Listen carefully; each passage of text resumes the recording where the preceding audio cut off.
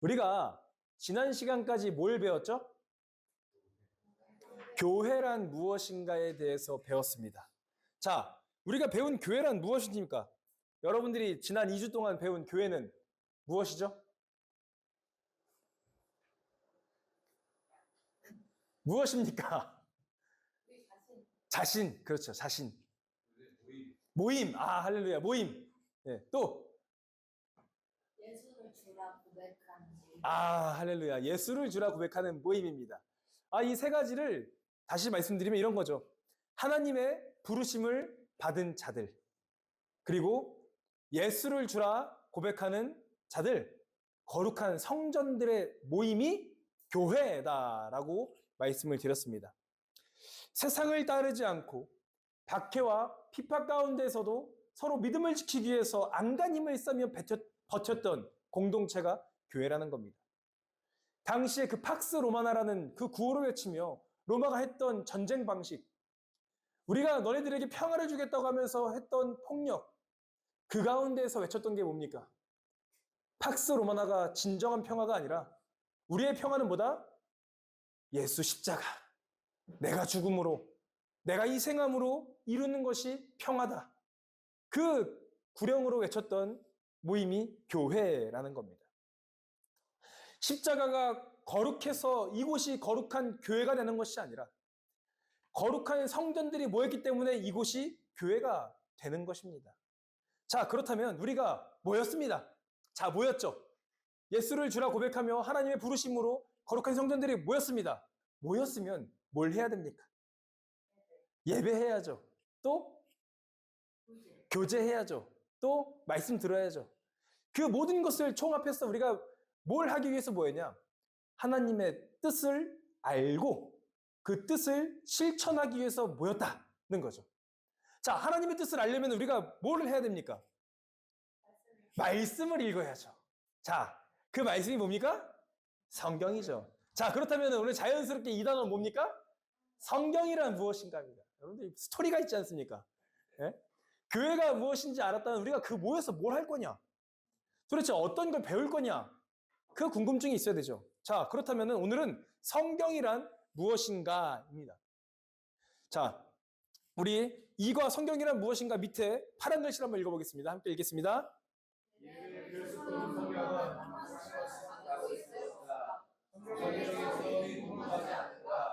어떻게 시작을 했고 언제부터 성경이 되었는지 이와에서 알아보겠습니다. 여러분들 우리가 이 성경을 모두 다 한 권씩은 가지고 계시죠? 한번 들어볼까요? 아, 예, 다들 스마트폰을, 예, 예, 그쵸, 예. 우리가 당연하게 들고 다니는 이 성경에 대해서 궁금하신 적이 없습니까? 어떻게 우리에게까지 오게 되었고, 어떤 과정이 있었고, 어떻게 그 먼 이야기가 우리에게 오게 되었는지 궁금한 적 없으십니까? 사실 궁금하지 않을 수 있습니다. 그런데 이러한 과정을 알아야지 우리는 신앙에 더욱더 깊이 도움이 되는 겁니다. 성경을 당연하게 여기는 것도 좋지만 의미를 알고 있는 것과 아닌 것은 천지 차이입니다. 깊이 생각해보는 시간이 되시기를 바랍니다. 자, 오늘 주제는 조금 난해할 수도 있고 조금 어려울 수도 있으니까 여러분들 끝까지 집중하시길 바랍니다. 처음부터 경고했습니다. 끝까지 집중해야 됩니다. 우리는 지금 구약 몇 권? 신약 몇 권? 총 몇 권? 그쵸. 66권의 책을 한 권으로 가지고 있습니다. 그런데 처음부터 이 성경이 한 권이었을까요? 아니라고 지금 당당하게 또 고개를. 예. 아니었을까요? 아니었을까요? 자, 그렇다면은 예를 들면은 이 성경이 한 두루마리에서 발견됐다. 그럼 어떠한 특징을 갖고 있을까요? 이 66권의 성경이 한 권의 두루마리로 발견됐다. 그럼 어떤 특징이 있을까요? 크다. 부피가 엄청 컸을 거다. 그렇죠? 또 수상하다. 왜 수상하죠? 어떻게 한 번에 다 읽지? 아, 그렇죠. 그런 의문점이 생길 수 있죠. 네, 또 저자가 동일하다. 그렇죠. 그렇죠. 또 자연스럽게 무슨 순서? 시간 순서일 거다. 그렇지 않겠습니까? 뒤로 갔다가 다시 앞으로 올 수는 없잖아요. 한 권으로 쓰는데. 네. 그리고 한 명이 썼거나 혹은 바톤 터치처럼 저자가 저자에게 줬거나 한 명이 썼다면은 또 중요한 거는 뭐겠습니까? 한 명이 만약에 썼다. 그러면은 문체가 똑같겠죠. 과연 이 성경이 한 명이 쓴 책인가? 한 권의 두루마리인가? 그거에 대해서 오늘은 좀 배워보도록 하겠습니다. 과연 이 성경 어떻게 우리에게 오게 되었나? 하늘에서 뚝 떨어진 결과물인가? 어떠한 과정이 있었나를 배워보도록 하겠습니다. 자, 다음 장 넘어가겠습니다. 이 성경의 분류에 대해서 오늘 보도록 하겠습니다. 성경의 배열이라고 할 수 있죠. 책자에 보시다시피 분류가 있습니다. 구약에도 분류가 있습니다. 그 분류를 크게 우리 한 목소리로 읽어볼까요? 모세오경, 역사서, 시가서, 대선지서, 소선지서 이렇게 지금 이루어져 있습니다. 이게 정경 순서입니다. 우리가 가지고 있는 순서죠. 자, 그렇다면은 앞에 보는 것처럼 모세오경, 창출 레민신, 우리가 너무나도 잘 알고 있는 모세오경. 이 모세오경의 내용은 뭘까요? 하나님께서 자신의 백성을 세우시고 그 백성과의 언약을 맺는 장면이 어디에 나타나죠? 모세오경에 나타나 있습니다. 우리 여호수아서부터 에스더까지 역사서, 이 역사서는 어떠한 내용이 담겨 있을까요? 이 언약이 하나님과 백성들이 맺은 이 언약이 이스라엘 백성들 역사 속에서 어떻게 흘러갔는지, 어떻게 이야기가 되어지고 있는지, 그리고 그 가운데서 하나님은 어떻게 역사하시고 계시는지가 나타난 게 역사서라는 겁니다. 이스라엘의 역사와도 비슷하죠. 똑같죠. 자, 그렇다면 시가서는 뭘까요? 시가서는 욥기, 시편, 잠언, 전도서, 아가서입니다. 우리가 지금 읽고 있죠. 이 시가서는 뭐냐? 우리가 다른 말로 지혜서라고도 합니다. 지혜서. 이 하나님의 구원은 개인의 삶에 어떻게 나타나고 있는가? 어떤 형식으로 예배되어지고 어떻게 사람을 통해서 실현되고 있는가를 보여주는 게 시가서, 지혜서라는 겁니다. 하나님 나라의 백성들이 어떠한 마음으로 살아야 되는지, 어떤 것이 지혜인지, 세상의 지혜는 이렇게 외치지만 그리스도인들의 지혜는 이거다라고 외치는 게 시가서라는 겁니다. 이 시가서를 잘 보면요, 여러분들 굉장한 문학적 작품입니다. 기가 막힌 거예요. 당시에 엄청나게 똑똑한 사람들이 썼던 시들과 비교해도 꿀리지 않는 게 바로 시가서예요. 자, 그리고 마지막에 뭡니까? 예언서입니다. 예언서. 이사야부터 말라기까지를 예언서라고 합니다. 이 예언서는요, 이스라엘이 멸망하게 되는 이유와 계기와 그 과정들을 설명하고 있습니다. 그리고 가장 중요한 거 뭐냐? 이제 이스라엘 백성들이 멸망했습니다. 다시 돌아왔지만 성전을 지었지만 여전히 그들은 통치를 받고 있습니다. 다른 나라의 통치를 받고 있습니다. 그때 이들이 꿈꿨던 게 뭐냐? 우리를 구원할 메시아를 소망했다는 겁니다. 하나님께서 우리를 구원하실 누군가를 보내줄 것을 소망하며 이 구약이 마치게 됩니다. 그런데 우리가 너무나 당연하게 봤던 이 배열이 사실 다른 정경과 비교하면 또 다른 이야기로 흘러가는 것을 보게 됩니다. 여전히 구약에서 살고 있는 유대인들이 보는 타나크라는 정경이 있습니다. 화면 넘어가 주세요. 네, 타나크. 이것은 뭐냐? 유대인들이 보는 정경이에요. 이 타나크를 왜 타나크라고 그러냐? 크게 세 가지로 나눌 수 있죠. 토라, 느비임, 케투빔. 이 세 개로 나눌 수 있는데 앞글자식을 타서 이거를 타나크라고 합니다. 토라는 우리랑 마찬가지입니다. 율법서는 우리랑 마찬가지입니다. 창출 레민신이 등장합니다. 하나님의 언약 백성들을 하나님께서 세우시고 그들과 언약을 맺는 장면이 등장하죠. 똑같습니다. 근데 우리는 그 다음에 뭐가 나왔죠? 역사서가 나왔습니다. 이 유대인들이 읽는 성경은 뭐가 나오냐? 느비임이 나옵니다. 예언서. 예언서가 등장합니다. 이 예언서들은 어떠한 의미를 갖고 있냐? 이스라엘 민족의 역사에 개입하시는 하나님의 모습이 등장합니다. 그리고 이스라엘의 그 역사 속에서 하나님께서 선지자들을 통해서 하시는 경고의 말씀이 등장합니다. 너네 이렇게 살면 안 된다. 너네 이러면 멸망한다. 이런 게 등장하는 거예요.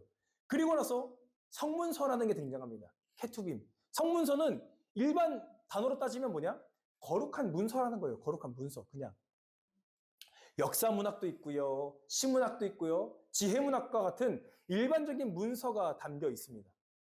그런데 놀랍게도 이들의 결과는 뭐냐? 포로 이후의 회복, 공동체의 신앙을 마지막으로 끝이 난다는 겁니다. 그럼 다음 화면을 보겠습니다. 유대인들의 타나크와 구약 성경을 비교했는데 이야기 끝부분이 어떻게 달라지냐? 이 타나크는 그는 하나님 여호와의 명령을 받고 예루살렘에 성전을 건축하라 하셨도다 라는 것으로 끝이 납니다. 구약 성경은 다 같이 읽어볼까요? 어떻게 끝나는지? 다 같이 읽어보겠습니다.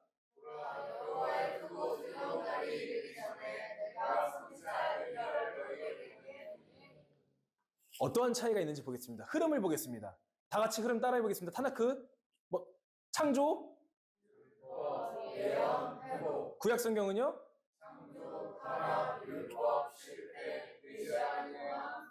자, 주제를 읽겠습니다.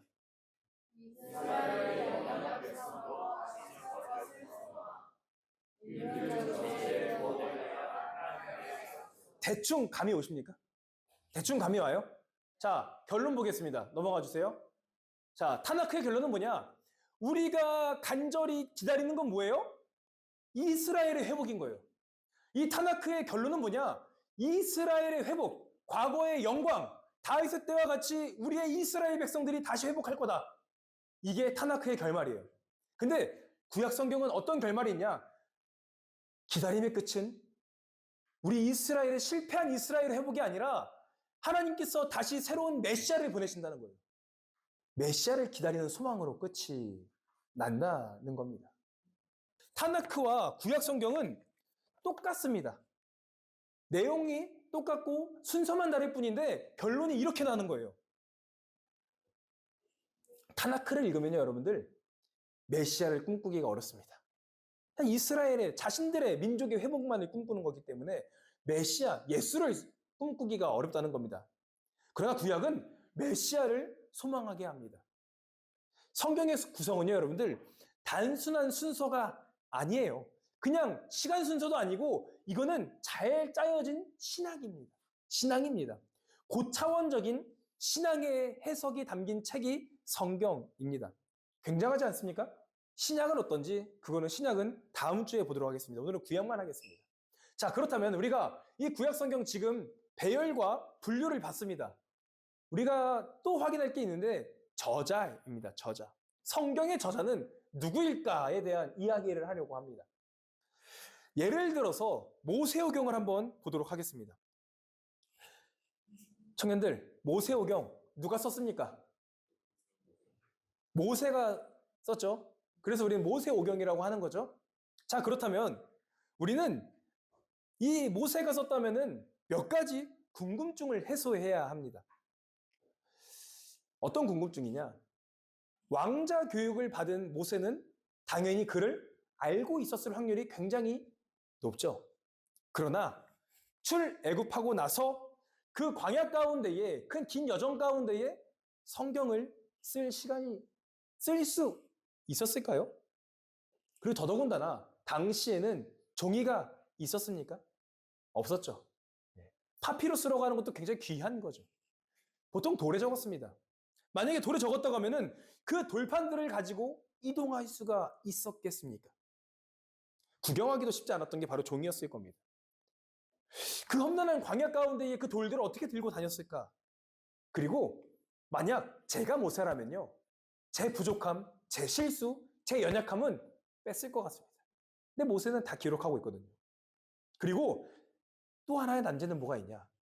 모세가 죽은 다음 이후의 이야기가 등장한다는 거죠. 너무 많은 난제가 등장합니다. 그런데 결국 이 난제가 왜 생겼냐는 겁니다. 이 난제가 생긴 이유는 뭐냐? 모세오경을 모세가 썼어야 된다는 우리의 고정관념이 있기 때문이에요. 전통적으로 이 오경을 모세오경으로 불려졌기에 우리는 그게 우리의 신앙이 되어버린 겁니다. 모세오경을 모세가 쓰지 않았다고 해서 우리들은 벌써 표정이 좀 좋지 않습니다. 우리 마음에 이미 그런 고정관념이 있기 때문입니다. 그러나 저는 지금 여러분들께 모세오경이 모세와 관련이 없다고 이야기하는 게 아닙니다. 하나 분명한 것은 모세오경은 모세로부터 시작된 이야기라는 것입니다. 모세에 관한 이야기입니다. 그렇다고 해서 우리가 읽는 내용이 달라지거나 은혜가 달라지지 않습니다. 모세오경을 통한 하나님의 계시는 동일하십니다. 모세의 이야기는요, 모세오경은요, 모세의 이야기를 통해서 우리에게 하나님을 계시하는 책입니다. 우리는 성경 읽을 때 저자가 주인공이 아니어도 은혜가 달라지지 않는 것을 알아야 됩니다. 저자보다 중요한 것은 하나님의 계시입니다. 중요한 것은 하나님이 그 이야기를 통해서 우리에게 무엇을 말씀하시고자 하는 건지를 파악하는 것이 중요하다는 거죠. 그렇게 우리는 이렇게 말합니다. 성경의 최종 저자는 누구다? 하나님이다 라는 거죠. 성경은 하나님을 계시하는 책입니다. 그렇다면 이제 저자의 궁금증이 조금 해결됐다면 더 원초적인 질문으로 시작하겠습니다. 과연 성경은 처음부터 필요했을까요? 성경 처음부터 필요했습니까? 여러분들 처음부터 성경이 필요하지 않았을 거예요. 왜냐하면 아담과 하와 때 한번 거슬러 올라가 봅시다. 그때 굳이 기록을 남겼어야 됐겠습니까? 아니죠. 왜냐하면 하나님과 직접적으로 이야기를 했습니다. 하나님께 직접 꾸중도 들었고 하나님께서 직접 부르시기도 했습니다. 그리고 그 후대에도 하나님께서는 누군가를 통해서 말씀하셨습니다. 근데 언제부터 필요했냐는 거죠. 대화가 단절될 때부터 필요했을 겁니다. 더 이상 하나님의 음성이 들리지 않았을 때에는 필요했을 겁니다. 왜? 내 후손들에게 하나님이 우리와 함께 계신 것을 알려줘야 되지 않겠습니까? 나 때에는 누군가를 통해서 혹은 내가 직접 하나님과 이야기했지만 우리의 인간들의 죄가 더욱더 커짐으로 이 죄가 번성함으로 더 이상 하나님의 음성이 들리지 않는 거예요. 그때 필요했던 게 뭐다? 기록이다. 성경이다라는 겁니다. 내 후손들에게 하나님이 여전히 너희와 함께 하신다. 하나님이 우리의 민족이 하나님이라는 것을 알려주기 위해서 썼던 겁니다. 그때부터 글이 필요해진 거죠. 이 책은, 성경은 하나님을 알려주는 책입니다. 하나님을 계시하는 책입니다. 그러니 우리는 성경을 읽을 때 조심해야 할 것이 있는데 그게 뭐냐? 우리는 성경에서 계속 역사를 찾습니다. 몇 년도, 몇 월, 며칠일 거다. 이런 역사를 찾아요. 그리고 성경에서 우리는 과학을 찾습니다. 성경의 저자들은 그런 거에 관심이 없어요. 성경의 저자의 오직 관심은 뭐냐? 어떻게 내 후손들에게 하나님을 잘 전달할까? 어떻게 이 글을 통해서 하나님의 어떻게 계시할까라는 것에 담겨져 있는 거지. 역사와 과학을 중요하게 생각하지 않았던 겁니다. 성경은요, 역사성은 담고 있지만 역사책은 아닙니다. 성경은 당시의 문화가 담겨 있는 책입니다. 성경은 문학은 담겨 있지만 문학책도 아닙니다. 성경은 역사와 문학, 신학의 혼합물입니다. 다시 말씀드립니다. 성경은 하나님을 어떻게 하면 더 잘 전달할까? 어떻게 잘 증거할까? 그 고민이 담긴 책이라는 겁니다. 성경은 하나님에 대해서 알려주는, 계시하고 있는 이야기라는 것입니다. 자, 그렇다면 다음 장 넘어가서 이제는 성경이 어떠한 방식으로 기록이 되었을까라는 궁금증이 또 있지 않습니까? 제가 여러분들의 궁금증을 계속해서 자극하는 겁니다. 이제 해결해야 될 게 성경을 그럼 어떠한 방식으로 기록을 했을까입니다. 크게 신학적으로 크게 두 가지로 나뉠 수 있습니다. 처음 뭐예요? 우리 보는 것처럼 축자영감설. 벌써 눈이 감기는 청년들이 있습니다. 눈 뜨세요. 여러분들 눈 뜨셔야 됩니다. 아니 목사님 우리가 뭐 신학생도 아닌데 이런 것도 알아야 됩니까? 알아야 됩니다. 그러니까 하는 거예요. 알아야 됩니다. 이 두 가지로 나뉠 수 있습니다. 축자영감설과 유기적영감설, 이 두 가지로 나뉠 수 있는데 축자영감설은 뭐냐? 쉽게 말하면 기계적 영감설이라고 합니다. 단어를 들으니까 딱 느낌이 오죠? 기계적 영감설. 느낌 안 오세요? 제가 설명해 드리겠습니다. 자, 이 축자영감설은 뭐냐? 하나님의 계시를 인간이 직접 받아서 단어 하나하나 썼다는 겁니다. 인간이 기계가 난 겁니다. 기계는 애드립 할 수 있어요? 없어요? 없죠. 기계가 돼서 하나님의 음성을 듣는 대로 똑같이 썼다는 게 축자영감설입니다. 이것의 강점은 무엇일까요? 축자영감설의 강점은? 하나님께서 직접 말씀하신 거니까 성경의 권위가 어떻게 돼요? 더 높아져요. 높아지는 겁니다. 하나님께서 직접 말씀하셨다고 하니까 성경의 권위가 높아질 수밖에 없죠. 근데 반대로 어떠한 문제가 생기냐? 하나님의 이 성경의 권위는 높아갈 수 있겠지만 반대로 인간의 역할은 부재합니다. 인간이 그냥 기계에 불과해지니까 인간의 역할은 하는 게 할 수 있는 게 없어요. 그리고 만약 하나님께서 모든 저자들에게 직통 계시를 했다면은 아까 우리가 말한 것처럼 문체가 어떻게 돼야 돼요? 똑같아야 되죠. 근데 우리가 성경을 읽다 보면은 문체가 같나요? 다릅니다. 그런 문제를 가지고 있습니다. 자, 두 번째, 유기적 영감설이라고 합니다. 이 썰은 무엇이냐? 동일합니다. 하나님이 인간의 마음에 감동을 주셔서 인간이 기록했지만 저자의 지성, 저자의 문체, 저자 개인의 삶의 경험이 포함되어 있다는 겁니다. 이해하셨죠? 이거는 기계가 아닌 겁니다. 인간의 그 기록한 저자의 삶의 경험과 지혜가 담겨 있는 겁니다. 자, 이게 어디에 성경에 써 있냐? 우리 예레미야 1장 1절 읽겠습니다.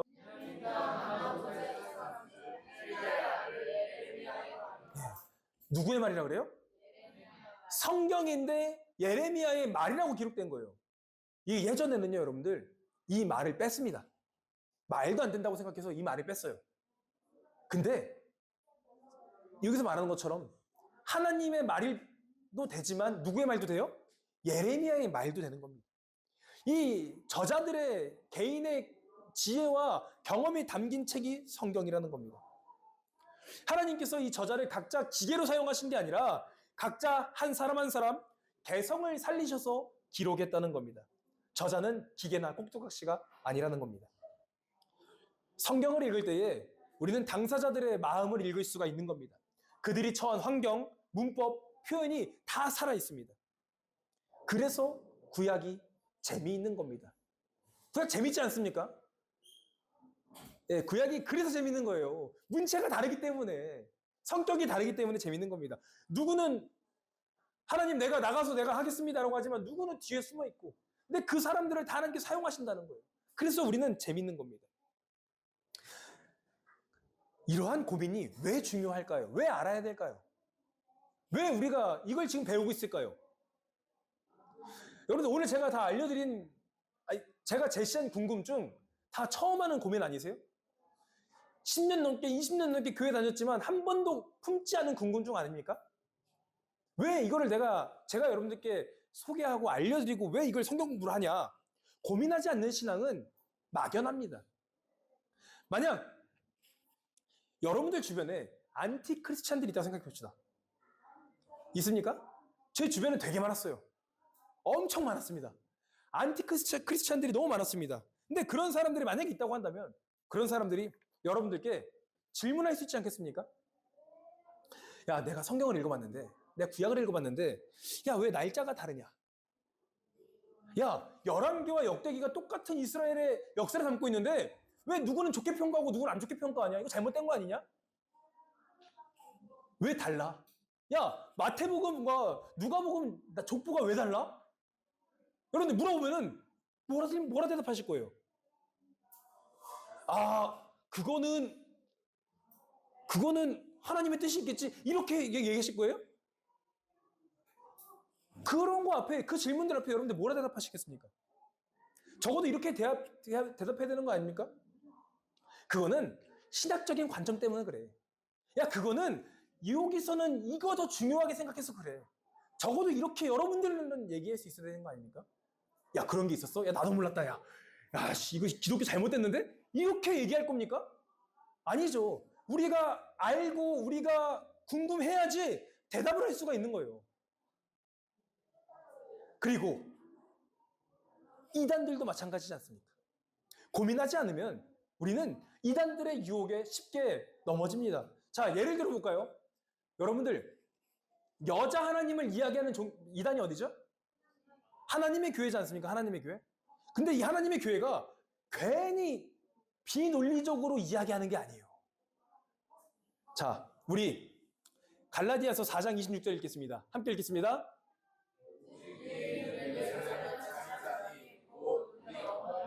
여러분들 큰일 났습니다. 여자 하나님 있대요. 여자 하나님 있답니다. 우리 이거 고천교회 이름 바꿔야 됩니다. 우리 고천 하나님의 교회로 바꿔야 됩니다.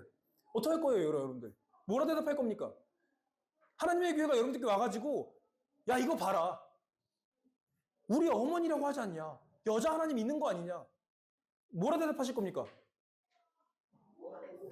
안 들려 이러고 지나가실 거예요? 너네가 읽는 성경 잘못했어 이러고 지나가실 거예요? 아니죠. 알아야 됩니다. 자, 이걸 어떻게 우리가 할 수가 있냐? 우리 26절 전에 24절을 읽겠습니다. 함께 읽겠습니다. 24절 읽겠습니다.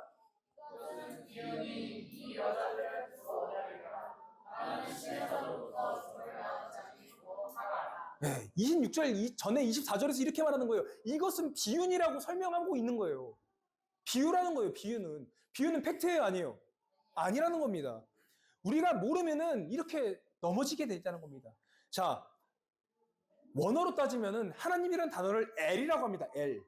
L이라고 하는데 이 L에는 원초적으로 돌아가서 근원적으로 따지면은 성별이 없습니다. 성별이 없는 단어입니다. 근데 우리가 인간의 문화 속에서 자리 잡은 게 뭐냐? 가부장적인 제도이지 않습니까? 남아서로 사상 아니에요? 그러다 보니까 이 하나님을 우리도 자연스럽게 문화 가운데 끌고 오다 보니까 하나님 아버지, 우리의 아버지 이렇게 부르게 된 거예요. 하나님은 성별이 없는 분입니다. 우리는 알게 모르게 이런 문화와 전통 가운데서 그게 진리인 것 마냥 생각하지만 깊이 파보면은 아니라는 겁니다. 여자 하나님을 외치는 건 정말 말도 안 되는 거라는 겁니다. 이거 공부하지 않으면 어떻게 합니까? 여러분 어떻게 알았을 거예요? 그래서 우리는 뭘 해야 된다? 공부해야 된다. 계속 궁금증을 가지고 있어야 된다. 계속 질문해야 된다. 지금 약 3주 동안 아무도 질문을 안 해요. 제가 너무 퍼펙트하게 정리를 내려서 그런 거예요? 아, 그런 거예요, 여러분들? 그렇다면 좋은 겁니다. 예. 하여튼, 우리의 예, 궁금증이 있으면 언제든지 이야기하십시오. 마지막으로 정리하겠습니다. 오늘의 말씀이 성경이 되기까지 구약을 보도록 하겠습니다. 다음 장 표로 넘어가겠습니다. 예. 자, 이 구약이 오늘날까지 오게 되는 과정은 크게 7가지로 볼 수 있습니다. 우리 7가지 한번 다 같이 읽어볼까요? 시작!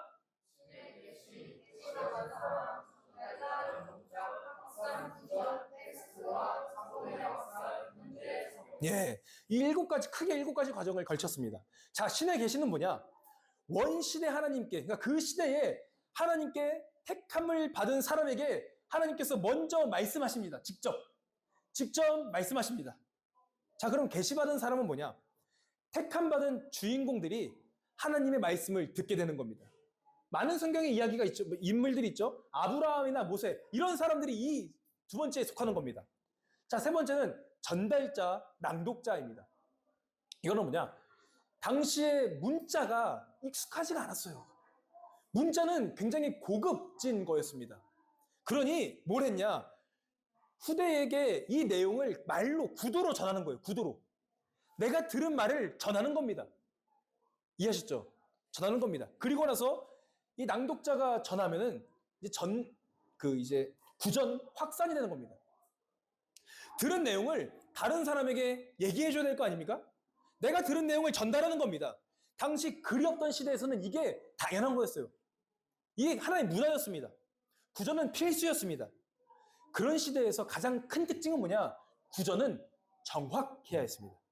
틀릴 수가 없었습니다. 왜냐면요, 이 내용을 모두가 들었기 때문에 더하거나 뺄 수가 없었어요. 이거는 만약에 내가 잘못 이야기한다? 누군가 옆에서 수정을 해줬습니다. 그래서 내용이 틀릴 수가 없었다는 겁니다. 이거를 공동체적 암송이라고 합니다. 공동체적 암송 체계가 있기 때문에 이야기를 덧붙이거나 뺄 수가 없던 시대였습니다. 자, 그리고 이제 텍스트화를 하는데 아까도 얘기했지만 이제 글이 필요한 시대에서는 글을 쓰기 시작합니다. 그때가 언제겠습니까? 구전이 어려운 상황에 처했을 때죠. 구전이 어려운 상황, 예를 들면은 포로기 시대이지 않습니까? 포로기 시대에는 이제 백성들이 뿔뿔 흩어졌습니다. 그때는 구전할 수가 없어요. 그래서 필요했던 게 뭐냐? 기록이었습니다. 왜 우리가 지금 노예 생활하고 있나? 왜 우리가 지금 이 바벨론 포로 시대에 살고 있나? 우리의 정체성은 무엇인가? 그 정체성을 성경에서 찾기 시작했다는 겁니다. 그래서 성경이 피해를 해줬다. 자, 그렇다면 이제 글을 썼습니다. 글을 썼다면은 이 글이 사본이 확산됩니다. 구약 성경은 원본이 있다 없다? 원본이 없어요. 구약 성경은 원본이 없고 사본만 있습니다. 이제 원본은 사라졌지만 말씀을 사랑하고 유지하려는 공동체가 그 말씀을 복사기처럼 쓰기 시작합니다. 당시에 복사기가 있었습니까? 없었습니까? 없었죠. 그래서 보고 따라 쓰기 시작하는 거예요. 자, 그리고 그 사본이 오늘날에 발견됩니다. 그래서 그 사본이 성경이 되는 겁니다. 자, 다음 점 넘어가 보겠습니다. 자, 여러분들, 이게 사본이에요. 이게 우리가 가지고 있는 성경입니다. 이 쪼가리들이 모아져서 만들어진 게 오늘 성경이라는 겁니다. 자, 여러분들, 이 7가지 과정 가운데에 하나님의 영이 언제 임해야 되겠습니까? 신의 계시부터 현재의 성경까지 하나님의 영은 언제 임해야 되겠습니까? 그렇죠. 모든 과정 가운데에 하나님의 영이 임했다는 것을 우리는 믿어야 됩니다. 하나님께서 사람들을 통해 일하셨다는 것을 우리는 믿어야 됩니다. 성경은 여러분들 한 권의 책이 아니에요. 성경은 이것처럼 이러한 다양한 사본들이 모아진 겁니다. 하나님의 말씀이 역사 속 사람들과 공동체를 통해 살아 움직인 이야기가 성경입니다. 모든 그 7가지 과정 가운데 하나님께서 함께 하셨고 오늘도 그 말씀을 읽는 우리에게도 자신을 계시합니다. 다양한 이 사본들이 하나의 목소리를 내고 있는 것 자체가 은혜이지 않겠습니까? 여러분들, 이 다양한 이게 다가 아니에요. 수많은 사본들이 한 목소리를 내고 있어요. 다 각자 저자가 다른데 한 하나님을 찬양한다니까요. 이거 굉장한 놀라운 은혜 아닙니까? 수많은 회의를 거쳐서 수많은 과정을 거쳐서 오늘날 우리에게 이 성경이 오게 되었다는 겁니다. 우리는 이 모든 과정을 통해서 깨달아야 합니다. 뭘 깨달아야 되냐? 우리가 많이 얘기하죠. 하나님 믿으면 뭐 받는다 그래요? 아, 은혜 받는다. 할렐루야. 예. 하나님 믿으면 복 받는다는 말을 많이 해요. 근데 여러분들, 이 과정을 보면은 그 생각이 달라집니다. 하나님을 믿으면 복이 아니라 하나님을 알고 있는 것 자체가 복인 거예요. 몇천 년 전에, 몇백 년 전에 그 하나님이 오늘날 우리에게 온 거 아닙니까? 말도 안 되는 사본들을 종이 쪼가리들이 모여져서 우리에게 온 거 아닙니까? 이것 자체가 은혜라는 거예요. 이것 자체가 우리에게 복인 겁니다. 성경은, 정리하겠습니다. 성경은 한 권의 책이 아닙니다. 성경은 수많은 시대를 거쳐 하나님께서 사람을 통해 말씀하신 이야기들의 묶음, 즉 도서관입니다. 도서관.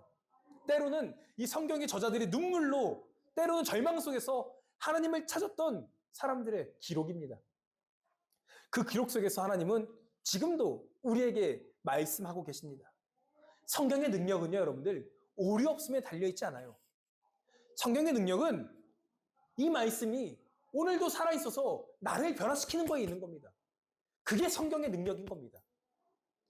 성경은 과거의 책이 아니라 오늘 나에게 하나님께서 자신이 스스로 증명하시는, 계시하시는 책입니다. 그래서 우리는 성경을 공부하는 것을 멈춰서는 안 됩니다. 왜? 그 말씀으로 살아나가는 사람들이 그리스도인들이기 때문에. 이 말씀 붙들고 살아가는 사람들이 그리스도인들이기 때문에. 이 말씀을 삶으로 살아내는 사람들이 우리들입니다. 이것이 진정한 믿음입니다. 성경을 통해 하나님을 배우고 그분의 뜻을 따라 세상 속으로 나아가는 것이 오늘 우리가 교회로 부름받은 이유입니다. 그 부름에 반응하며 살아가는 모든 청년들 다 되시기를 주님의 이름으로 축복합니다.